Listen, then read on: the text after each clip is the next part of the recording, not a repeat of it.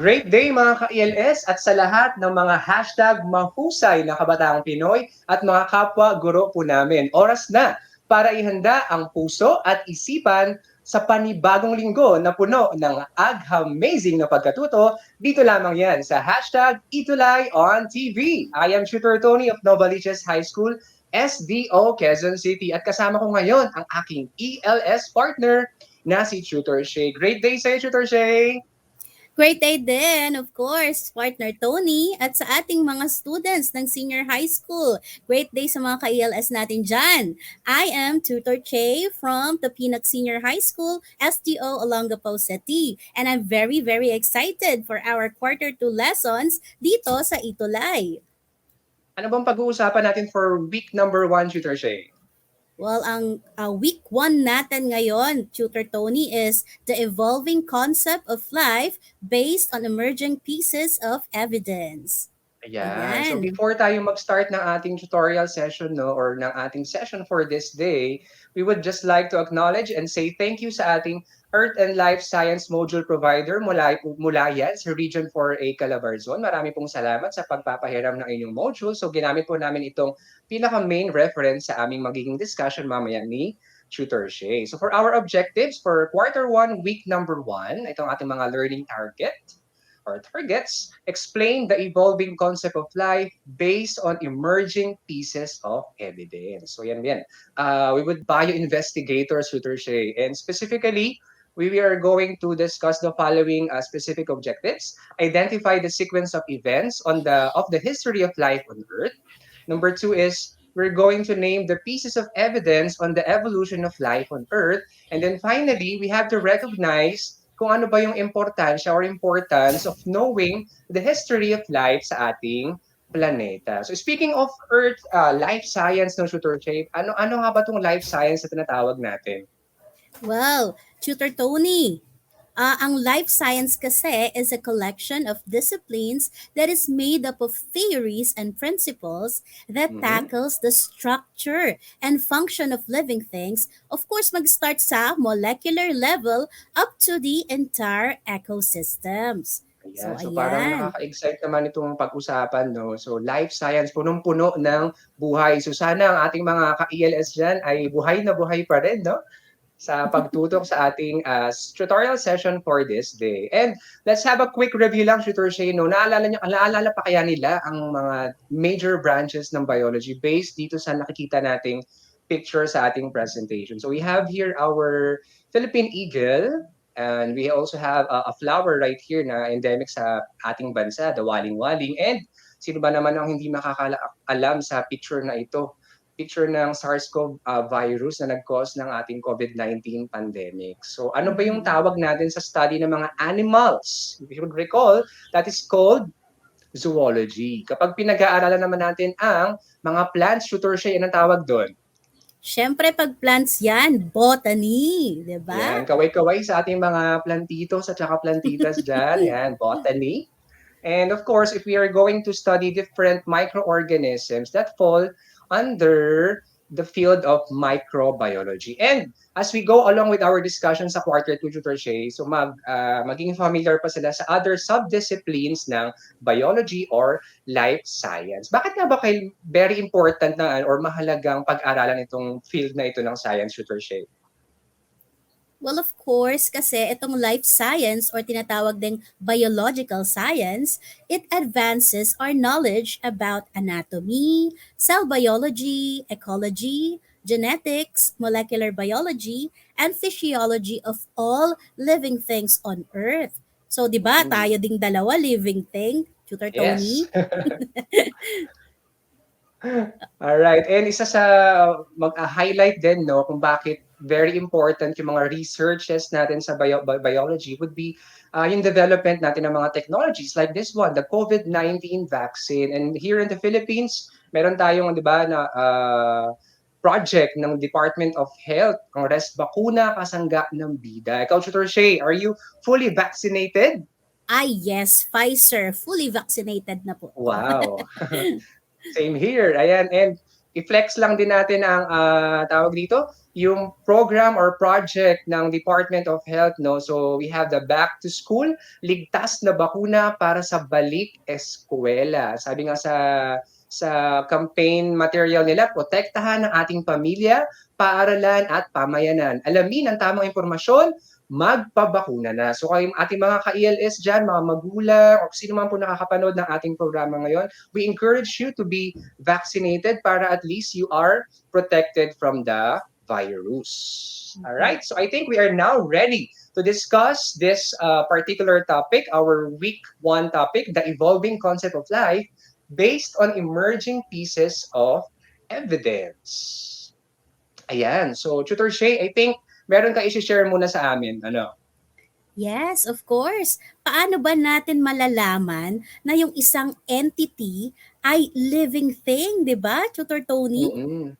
So Yes. dapat meron sila nitong mga tinatawag na characteristics of life. So unang-una dyan, of course, they are made up of cells. At dapat hindi lang cells, dapat meron ding living cells, 'di ba, Tutor Right. Tony? Buhay na buhay ang mga cells sa ating katawan. Yes, and of course, they grow and develop. Kasi hindi tayo naka-stuck lang as fetus, di ba? Yes. Nag-grow tayo. We progress Okay, and we grow. yes. And then of course, we are capable of reproduction para sa ikararami ng ating species. Para Okay? ma-contain yung ating species, hindi tayo Yes. ma-extinct. Wag naman po. Okay, Yes. and also all living things exhibit metabolism because we need to acquire energy to survive, di ba? Kailangan na kailangan natin yan. Okay, and of course, we respond to our environment. Ito naman yung isa sa mga nakikita natin lagi, 'di ba? Simple sweating kapag mainit, 'di ba? Mainit, O yan. malamig. Yes, All right, and malamig, finally, init. And then, of course, they maintain homeostasis. Ano ba yung homeostasis, Tutor Tony? pag sinabi natin kasing homeostasis, Tutor Shay, kakabit Mhm. nito yung word na balance. So in Mhm. biology, homeostasis refers to the internal balance. So tayo mga living things, along with the other living things, we have the ability to maintain our internal balance or yung tinatawag natin na homeostasis. All right. For Yes. our next quick review, so we'll just have to discuss this. So types of organisms based on cell structure. Kasi mamaya sa discussion pa natin, we'll be mentioning this. As you can see in our presentation, we have here an animal cell on the left side and then we have the bacterial cells. So ano bang pinagkaiba ng mga types of cells na ito? So we have actually types of organisms based on cell structure. We have eukaryote and prokaryote. So isa-isahin natin, himayin natin yung pagkakaiba nila. So eukaryotes is defined as any cell or organism that possesses a clearly defined nucleus. So nucleus na andyan yung genetic material nating mga living things, especially sa ating mga eukaryotes, along with other animals, plants, fungi, and mga representative protists. So mga eukaryotes, pwedeng unicellular. Pag sinabi natin unicellular, mga ka-ELS, it is an organism made up of only one cell. So from the word uni. Kapag sinabi naman nating multicellular, ito yung mga mas higher complex or complex na organisms that is made up of many cells. All right? Tignan naman natin pag sinabi nating prokaryote. So pag sinabi nating prokaryote, any organism that lacks a distinct nucleus. So kumbaga, ito yung pinaka-main difference nila. So si eukaryote, may distinct nucleus siya, usually ayan, sa center. Alright, si prokaryote naman, wala siyang distinct nucleus. Ang genetic material niya lang ay all scattered lang dyan sa loob, sa cytoplasm. And wala rin siyang mga organelles, unlike sa eukaryotes that contains organelles like ribosomes, mitochondria, and other very important organelles para mag-function ng ating mga cells. And this is due to the absence of the internal membranes. Kung walang mga internal membranes na nagsiseparate sa bawat organelles. Kumbaga medyo komplikado, medyo magulo yung in terms of structure. Ang mga example natin ng prokaryote, Tutor Shay, are the bacteria and the archaea. And prokaryotes, ELS learners, please Mhm. remember that they are all unicellular organisms. And another information would be, eukaryote and prokaryote both share the same structures. So we have the cell membrane, the cytoplasm, the DNA, and the ribosomes. So yung cell membrane is ito, yung pinakagilid nila that Mhm. serves as the first line of defense. So, sila rin yung nagre-regulate ng mga papasok at lalabas ng mga substances sa particular type of cell. And I have mentioned na rin kanina yung cytoplasm, yung pinakaloob naman. Diyan nakasuspend or diyan makikita yung mga organelles or yung mga parts ng eukaryote or ng prokaryote. And of course, very important sa reproduction, we have the DNA or the deoxyribonucleic acid, ang taga-carry ng ating hereditary materials. Mhm. Ayan, sa eukaryote, nasa nucleus yan. And sa prokaryote, ayan, nandyan lang siya sa structure na nakita nyo, parang mga spiral structures. And then finally, we have the ribosomes. Ano bang importance ng ribosomes, Shooter Shay? Well, actually, Tutor Tony, ang ribosomes are both important doon sa eukaryote and prokaryotes kasi nga Yes. ito ay site for protein synthesis. Kailangan na kailangan natin ng mga protein molecules, 'di ba, para tayo mag-survive. And a quick trivia lang, no, Tutor Shay, for our ELS learners, eukaryotes are thought to have evolved between about 1.7 billion and 1.9 billion years ago. So the earliest known microfossils resembling eukaryotic organisms date to approximately 1.8 billion years ago. Mamaya matatrace natin, no? So ano bang una nag-exist? Is it the prokaryotic organisms or the eukaryotic organisms? And here is our mahiwagang tanong, Tutor Shay. Have you been curious of when and where did life possibly start on Earth? Oo naman, 'di ba? So Nakakapagtaka may naman share lang kasi ako sa iyo talaga. na, Tutor Shay, sa ating mga ELS learners na artwork. Ayan, this is entitled Origin and Evolution of Life, original art by Robert Bosch. Kumbaga, dinedepict niya dito, pinapakita niya dito yung development, origin ng buhay. So we have learned, no, sa quarter 1 na nagsimula ang buhay sa bodies of water. So because yun nga, kapag may water, mag-exist talaga ang life. And what else can you share with us, Tutor Shay, dito sa painting na ito? Well, if we will look at the left side, Yes, makikita itong left natin yung side. bombardment of meteors Yun, and volcanic oo. eruptions, 'di ba? Very ano pa 'no, very violent pa, hindi pa stable ang Earth Yes. during this time. So, napaka uninhabitable ng planet Inhabitable, natin. yun, oo. And Inhabitable. eventually, yun nga, nilandscape na siya ni God and or kasabay ng, of course, Yes. landscaping ng universe, no, naging mas stable na rin si planet Earth and maging mas conducive na siya para mag-flourish ang iba't ibang klase ng life forms sa ating planeta. And during the 1800s, Tutor Shay, geologists, pag sinabi nating geologists, no, ito yung mga experts sa earth science. Naturalist naman is yung mga mahilig sa nature, experts sa bio, related din sa bio. They found several forms of physical evidence that confirm that the earth is really very old. Okay? So these evidence include, so ang highlight natin tatlong evidence, Shooter siya. So the first one Mhm. would be fossils. If you would recall, fossils are the remains ng ating mga living organisms that had lived before. So fossils of ancient sea life on dry land, far from oceans. So, ano ibig sabihin nito? This supported the idea that the Earth changed over time and some dry land today was actually once covered by ocean. So may patunay tayo dyan, syempre, mga fossils.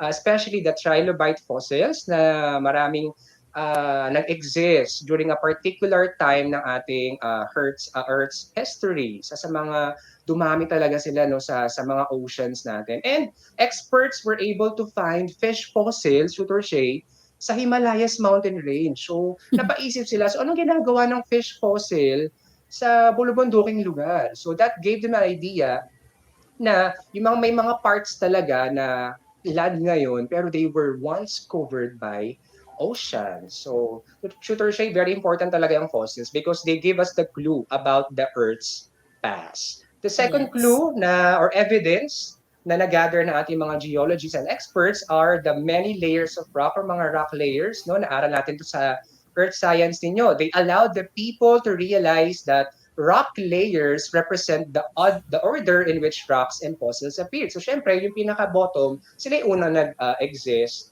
Mhm. sa planet. And eventually, perform ng different layers and they were able to trace the history of Earth and life on Earth. Basically, dito sa ating diagram, mga ka-ELS, on a particular layer, may mga specific na organisms, mga fossils silang nakita. So we have a gastropod, trilobite, crinoid, coral ferns, and ammonites. And finally, ito, very important din, the indications that volcanic eruptions, earthquakes, and erosion, di ba? Very powerful ang si Mother Nature. Kumbaga, because of the geological processes, nasi-shape or nila-landscape niya ang surface ng Earth, and that supported the idea of an older Earth. Just like what is shown here on our diagram, so we have earthquakes and volcanic eruptions.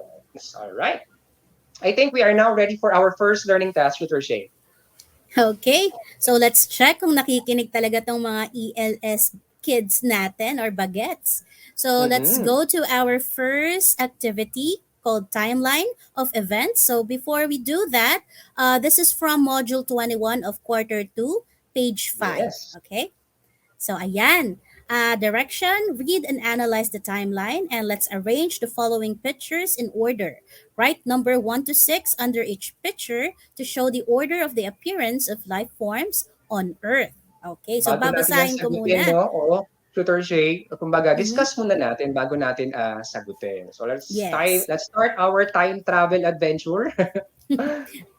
Okay. So, pinakauna, 4.6 to 3.8 billion years ago. Billion years ago. Yes. The early Earth is said to be violent because of the meteorites and volcanic eruptions. With this condition, zircon crystal was formed. Oh, Ayan. ayan. Kitang-kita niyo sa screen, Okay. ayan, sa upper right. That's the zircon crystal. Konting trivia lang din, no, Tutor Shay, about zircon crystals. They can actually survive processes. Kumbaga, matitibay ito ng mga kristal. They can survive processes like erosion, transport, and metamorphism. So, they preserve a record of past geologic process. And another thing, they are the ones that are used by geologists, mga key minerals silang ginagamit ng mga geologists natin para ma-determine nila ang age ng mga rocks. Di ba? Yes. Alright, Okay. so we have the next. Next, 3.5 billion years ago, life on Earth initially began with prokaryotes discovered in sedimentary rock formations called stromatolites. So, ayan ang picture. Ng mga Uh, stromatolite. yes, ito nga palang stromatolites, Tutor Tony, are aggregates of blue-green algae that can be Mm-hmm. compared to sponges. But the most important thing about them is that they are the reasons why the Earth became habitable dahil, Mm-hmm. 'di ba, ano sila, blue-green algae, so nag-produce sila ng oxygen sa atmosphere natin. Ayan. Kaya So speaking of ayun. the blue-green algae, ma'am, ayan, we also have a picture of that, and that's our Mhm. next, ano no, bullet idea or key idea. Okay. That's 3 billion years ago. The first photosynthetic organisms thrived the earth, which is blue green algae called cyanobacteria. Bacteria. Ayan. And then, Then 2 2 billion years billion ago, what years. happened, Tutor Shay? Appearance of the first eukaryotes and the influx of multicellular organisms. Ayan. Ayan. Ano So, yung mga matatrace eukaryotes? natin no, mga ka-ELS, Tutor Shay, from prokaryotic, nag-evolve ang klase ng buhay sa planeta. Prokaryotic organisms into a more, kumbaga nag-level up, parang itulay, no? Nag-level up, naging eukaryotic organisms yung iba sa kanila. Ayan. And Yes. then next, sa timeline natin, Yes, 500 million years ago naman, Tutor Tony, the Paleozoic mm, era happened when the trilobites and cephalopods became dominant mm, in the ocean, particularly during the Cambrian and Ordovician period. kumbaga Yan. nagparami sila ng tinodo na nila during the Cambrian and Ordovician period. And eventually, because of sobrang dami na nila doon, some of them nag-evolve yung mga structures na nagkaroon sila ng paa, and some of them transferred from water to land. At kaya nagkaroon na ng next na mga organisms. Yes, ito na yung paborito natin, Favorite Tutor na. Tony. Okay, so Favorite ano na ba natin, yan? no? Or organisms. Yes, 251 to 65.5 million years ago, the Mesozoic era or the age of Age. reptiles.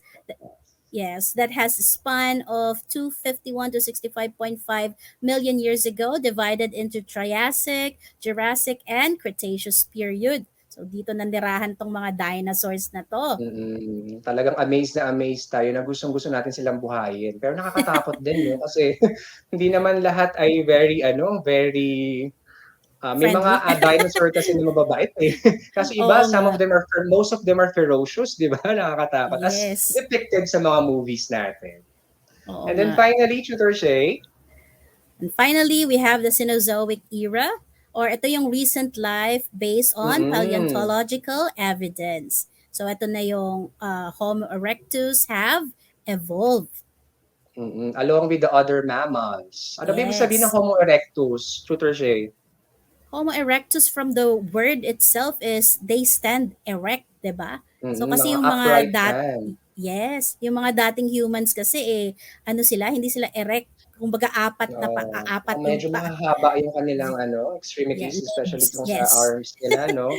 And some trivia lang about Homo erectus, ayan, as shown in the picture, no, they are the first of our relatives to have human-like body proportions. Yung sinasabi ko, so proportional na yung arms sa torso at saka sa legs. And they are first Yes. known, or they are the first known hominin to migrate out of Africa. So sila yung kumbaga, nag-explore, 'di ba? And finally, ito yung nakakatuwa.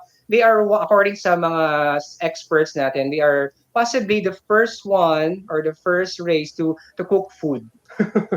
Sila Oh, pala ang dahilan, no? Sila siguro naka-discover ng naka-discover, oo, ng fire, 'di ba? fire. Right. And I think we are now ready to answer this. So na-mention na ni Tutor Shay kanina ang instructions, mga ka-ELS. So tignang mabuti ang ating mga screenshots sa module ninyo, no? Ng ating mga highlights ng ating timeline of events na diniscuss namin ni Tutor Shay. So all you have to do is arrange this by placing numbers 1 to 6. So ano kaya dyan yung number 1, Tutor Shay? Of course, Of ayan, mag-start course. tayo sa number 1, the zircon crystal. Ano Yes. kaya ang pangalawa, mga ka-ELS? After that, syempre dapat naging mas stable muna ang planetang Earth, pagkaroon ng oxygen. And that's because of the Green number 2, yung algae. mga stromatolites, di ba, Tutor Stromatolites. Shay? Oo. And Yes. then, it was followed by, so continuous na, eventually, and gradual ang evolution ng buhay noon during that time, of course. Ayan na, nagkaroon na ng mga, from prokaryotic, nagkaroon ng eukaryotic organisms. That's our number 3. Followed by, ayan, number 4. Tutor Shay, ano yung nasa number 4 na yan? Yan yung mga cephalopods and trilobites. Ayun. So from Nagparami. invertebrates, nagkaroon ng mga vertebrate animals na nag-transfer from water into land. So kaya ayan, number 5 would be yung sa ating mga dinosaurs. And finally, of course, the last, ito, number 6, yung human race. Alright? So I hope you were able to arrange the chronologically itong mga pictures na ito. And then another learning task would be, it's time to reveal, Tutor Shay, anong gagawin natin dito? Well, we have to arrange the jumbled word to reveal the evidence in the history of life on Earth. Ayan. So sabi, a marine animal first evolved at the beginning of the Cambrian period, 542 million years ago, where they dominated the oceans. Kaya yan. Napakadali, kanina pa natin mini-mention. Of course, it Yes. begins with letter T, and that is what we call the trilobite. Trilobite. Yes. Yan. So I hope you got it correctly. The next one is the modern human that have evolved 250,000 years ago. Kakasabi lang ni Tutor Shay, no? So Ano kaya ano yan? to, anong species na, or anong human species kaya ito? So 2 words kasi we're looking for a scientific name. Ayan. So we have Homo erectus. The third one, Tutor Shay.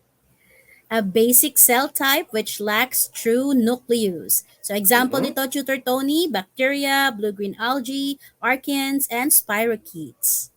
Yan. Alright. So Ayan. napakadali din, no? So I hope na-remember na lang yung mga terms. So sa science talaga, medyo mata-challenge ang ating memory skills. Pero syempre, kailangan natin mag-invest sa pag-review, pagbabasa, ayan. So yun sa mga magagandang skills. And those are the Okay. prokaryotes.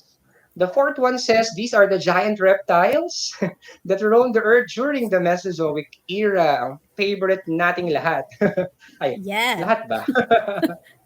So these are the giant reptiles or the giant lizards called dinosaurs. And our last, Okay, our last basic cell type that possesses a true nucleus that contains DNA. O, alam nyo na yan. DNA. Diba? Napakadali. Kung may Starts with prokaryotes, letter E. may All right. eukaryotes. Ayan. The eukaryotes. So the answers are trilobite, Homo erectus, prokaryotes, dinosaurs, and eukaryotes. So I hope nakakasunod ang ating mga senior high school earth and life science learners.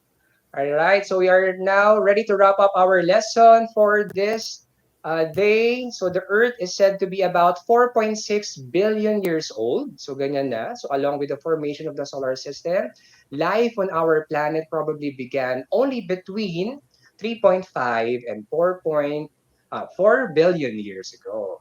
And another key point na highlight sa ating discussion is this. Evidence from fossil records show the emergence of the different life forms. So the fossils gave us the clue kung ano nangyari mga nabuhay during the past history of our planet.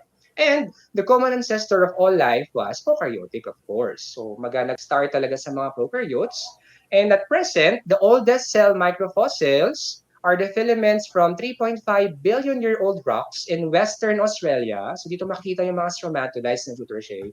Mm-mm. Buhay pa rin sila. Kumbaga para silang mga living fossils. The filaments resemble chains of modern photosynthetic bacteria, and the rocks in which they occur are the remains of ancient stromatolites. So that's a new word for you, stromatolites. What else, Tutorche? Okay, isa pa, eukaryotic cells evolved from prokaryotic cells. Okay, syempre mauuna yung simple before yung complex, di ba? Mm-mm.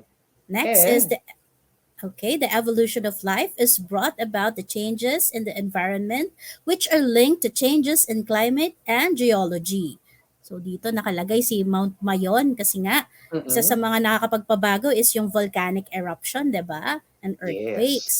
Okay, and the And last, yes, tutor Tony. yes po, and the last, dahil sa mga geological processes along with the changes in climate, ano po nangyayari, Tutor Shay? Well, of course, kapag nagkakaroon ng geological processes, nag-iiba or nag-change din yung surface ng Earth natin. Kaya nga, di ba, yung sinabi natin kanina, yung mga matatayog na mga bundok dyan ay Mm-mm. minsang nakalubog sa tubig. Mm-mm. And Yan. because of the different factors, nagiging daan din ito para magkaroon or ma-modify. Doon yung tawag natin na evolution. Yes. And I think may share ka sa aming bagong discovery na species, Tutor Shay.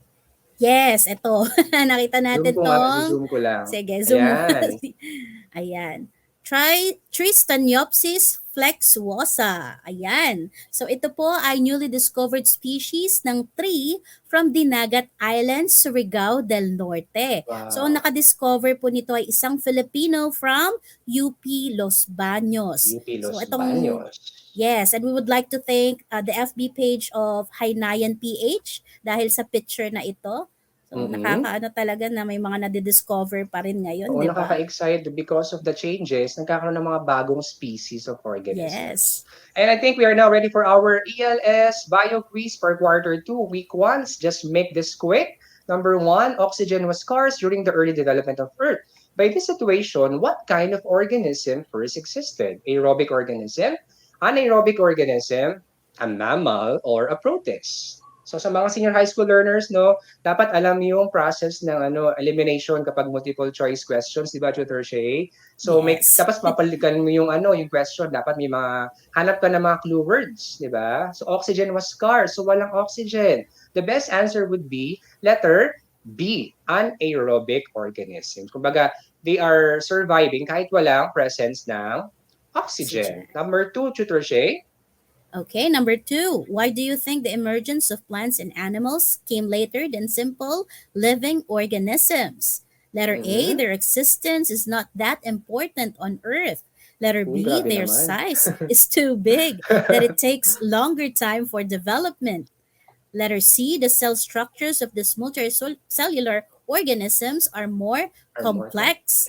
Or complex. letter D, these organisms are composed of many nucleus compared to unicellular organisms. So Hmm. bakit kaya nag-emerge muna yung mga simpler organisms bago mag-exist ang ating mga plants, animals, and higher forms of organisms? The best answer for this question, Tutor Shay, is Letter B. letter Size is too B. big.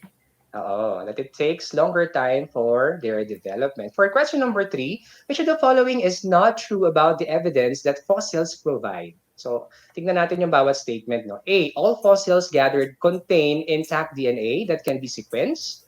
B, fossil ages can often be determined by testing nearby rocks. C, fossil organisms often share physical similarities with living organisms. Or D, some fossil organisms are transitional forms between groups of organisms. So we are looking for the incorrect statement here, and that is letter A. All fossils gathered contain intact DNA. Siyempre, hindi. Kasi marami kasing klase ng fossils and because of different external factors, di ba? So hindi naman actually na-preserve lahat ng genetic material ng lahat ng fossil na pwedeng makuha ng ating mga experts or mga geologists in particular. And for our final question, Okay? The study of history of life is indeed significant. As part of searching for the fossils of previous organisms, stromatolites played a significant role. What is true yes. about stromatolites? Ano nga ba to? A. It is Mm-mm. found on eukaryotes. Letter B. It is produced by endosymbiosis. Letter C. It consists of layered bacteria and sediment. Or letter D. It is formed during volcanic eruptions. Naman, we're looking Yan. for the true or the factual statement, and that is letter C. Consists of layered bacteria and and sediment. sediment, Okay. as we have discussed earlier. And of course, our tutorial session would not be complete without our segment called hashtag Be Inspired and hashtag Be Blessed. And we quote Henry Ford right here, an American industrialist. And very inspiring ang sinabi niya, Tutor Shay. Ang sabi niya, coming together is a beginning, Mhm. keeping together is progress, and working together is success. So sana samahan nyo kami ni Tutor Shay sa susunod pang mga sessions natin for Senior High School Earth and Life Science. And speaking of that, ano bang dapat abangan nila, Tutor Shay, for our next episode? Okay, for our next episode, it will be about unifying themes in the study of Mm-mm. life. So Ayan. what unites every living organism on our planet? So that is a very exciting topic. So samahan niyo po kami ulit. And of course, your feedback matters to us. Please scan the QR code that is shown on your screen right now. And might as well you may visit tinyurl.com/itulay feedback form para naman ma-share niyo sa amin ang inyong mga comments, suggestions para mas mapahusay pa natin ang ating mga tutorial session. Once again, I am Tutor Tony of Novaliches High School, SDO Quezon City. And I am Tutor Shay of the Pinoc Senior High School, Olongapo City. Ayan, so maraming salamat sa pagsama ninyo sa aming mga ka-ELS. So don't forget to share about Itulay ha. So kita-kits tayo next week. So Ayan. kita-kits ha mga ka-ELS. Kita Bye! kids! Ingat!